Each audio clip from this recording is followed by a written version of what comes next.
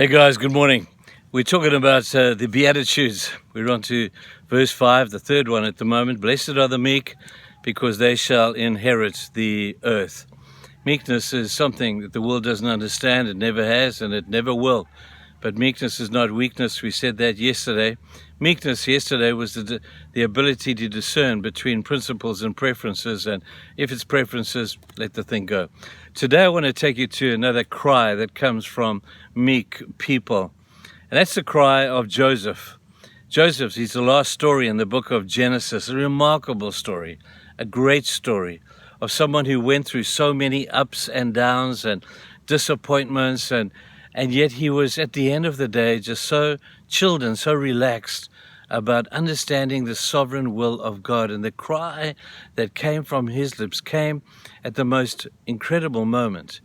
You see, Joseph had been misunderstood, misinterpreted, and mistaken identity, and he'd been thrown into prison. He had been sold as a slave previously, and he was in a place where he just seemed to be at the wrong place at the wrong time so many times.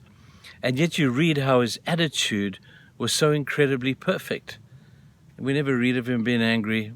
We never read of him getting upset or uptight with anything or anyone.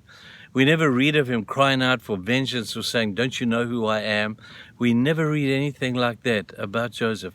He is a great picture, like that of Jesus, of total meekness. But the cry that came from his lips was the cry that he said, "Let God be God." He was declaring his understanding of the sovereignty of God.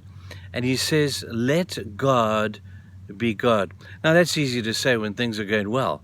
But Joseph had come through a torrid time, and now his brothers were in his grasp.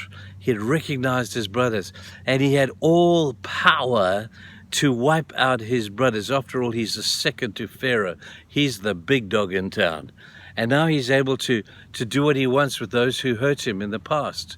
And yet he says, "Let God be God." Epitomizing the second aspect of what meekness is about is the ability to use strength, but do strength under control. That's what meekness is.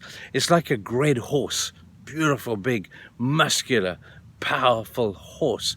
Until that horse is broken, it's just arrogant and unusable. But when a horse has been broken in and is able to have that reins put on him and a saddle put on his back, then he becomes meekness. He becomes power. He's still powerful, but he's under control of his power.